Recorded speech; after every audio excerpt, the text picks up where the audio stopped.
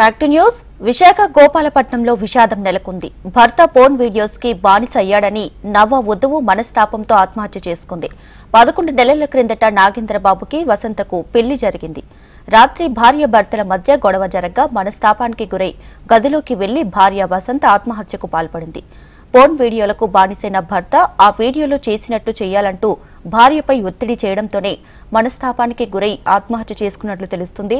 ఇక మృతదేహాన్ని పోస్టుమార్టం కోసం విశాఖ కేజీహెచ్కు తరలించారు.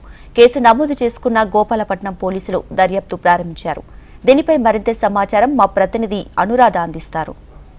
విశాఖపట్నంలో దారుణమైన ఘటన గోపాలపట్నంలో చోటు చేసుకుంది. ఒక గృహిణి వసంత అనే అమ్మాయి ఆత్మహత్యకు పాల్పడిన ఘటన ఈ రోజు విశాఖపట్నం ప్రజలతో పాటు మొత్తం గోపాలపట్నం ప్రాంతవాసులందరినీ కూడా తీవ్ర విషాదంలోకి నెట్టేసింది. ముఖ్యంగా భర్త నాగేంద్ర తన పోర్న్ వీడియోస్ చూస్తూ తనని తీవ్రమైన మానసిక ఒత్తిడికి గురి చేస్తున్నాడు అని ఆమె పదే ఆరోపణలు చేస్తూ కుటుంబ సభ్యులకి సమాచారం ఇచ్చినప్పటికీ కూడా ఆడపిల్ల కాపురం సజావుగా సాగాలన్న ఉద్దేశంతో వాళ్ళంతా కూడా సర్దుకోమని చెప్పిన నేపథ్యం ఉంది. అయినప్పటికీ కూడా అతని మనస్తత్వం విపరీతంగా పెరిగి ఆమె మీద ఒత్తిడి రోజు రోజుకి పెరుగుతున్న నేపథ్యంలో ఆమె ఇంకా తను కలిసి బ్రతకలేను అంటూ కూడా ఈ రోజు ఆత్మహత్యకు పాల్పడిన ఘటన ప్రస్తుతం ఇక్కడున్న వారి కుటుంబ సభ్యులందరినీ కూడా తీవ్రమైన విషాదంలోకి నెట్టింది. ప్రస్తుతం నేను వాళ్ళతో ఉన్నాను. ఒకసారి అసలు ఏం జరిగింది ఈ ఘటనకు సంబంధించి అన్న విషయాలను అయితే మాత్రం ప్రస్తుతం మాట్లాడదాం. అసలు ఏం జరిగిందండి ఈ రోజు? వసంత అన్న మహిళ ఈ రోజు ఈ ఘటన మీరు అందరూ చాలా బాధపడుతున్నారు. అసలు ఏమైంది? మీ ఎప్పుడైనా చెప్పిందా అమ్మాయి ఇంట్లో? చెప్పిందండి. అంటే ఫ్యామిలీ గ్రోహెన్స్ ఒకటి ప్లస్ ఏంటంటే అయినా డ్రగ్స్కి అలవాటు పడి ట్యాబ్లెట్లు ఏవి వేసి అయితే ఆల్రెడీ పోలీసు వాళ్ళకి ఇచ్చారు ట్యాబ్లెట్లు, వాళ్ళు ఎంక్వైరీ చేస్తారు. కాకపోతే ఏంటంటే రాత్రి 9:55కి ఫోన్ చేసి బాగోలేదని ఫోన్ చేశారట.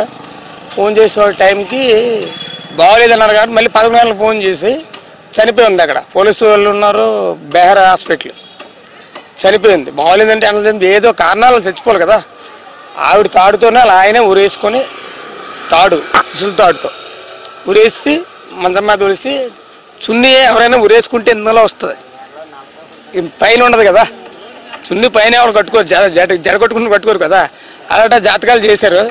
ఏదైనా మా పేరం పోయింది. అది మా 40 ఇల్లులకి దైవం. అది నాకు 2 మేనగోడలు, పెద్ద మేనగోళ్ళకి పిల్లలు పుట్టారు కానీ ఇంకా 11 ఇల్లు అవ్వలేదు. ఆమె తన భర్త నుంచి వేధింపులు ఉన్నాయని కానీ లేకపోతే కుటుంబ సభ్యులతో ఆమెకి ఇబ్బందులు ఉన్నాయని కానీ మీకు చెప్పింది? 2 టైమ్స్ సర్దుబాటు చెప్పారండి. సర్దుబాటు చెప్పారు, వాళ్ళ అమ్మ చెప్పింది, సర్దుబాటు చెప్పింది. అలాగా ఇదే వాళ్ళని ఓన్లీ లైంక్ వల్ల నైట్ 3 సార్లు 4 సార్లు అంటే మీకు అనకూడదు. కానీ ఇప్పుడు మీరు మరి ఏం డిమాండ్ చేయాలనుకుంటున్నారు? డిమాండ్ ఏం చేయలేదండి.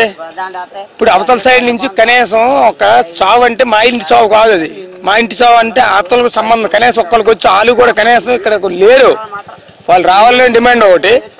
దీనికి ఏదైనా న్యాయం చేయాలంటే హోమ్ మినిస్టర్ గారు ఏదైనా నిర్ణయం తీసుకోవాలా, గవర్నమెంట్ ఏదైనా నిర్ణయం తీసుకోండి. ఇలాంటిదే మరొక ఆడపిల్లకి పెళ్లి చేద్దామనే ఆలోచన రాకుండా చేస్తారనేది మాకు అది అంతే. ఇది ఇక్కడ కుటుంబ సభ్యులు అయితే తీవ్రమైన ఆందోళన అయితే మాత్రం వ్యక్తం చేస్తున్నారు. ఎందుకనంటే అతను ప్రవర్తన గురించి ఆ అమ్మాయి పదే కుటుంబ సభ్యులకి తెలియజేసినప్పటికీ కూడా ఆడపిల్ల కాపురం కాబట్టి సర్దుకోమని చెప్పాము, ఆ అమ్మాయి సంతోషంగా ఉంటుంది అత్తింట్లో అన్న ఉద్దేశంతో పెళ్లి చేసి పంపించాము.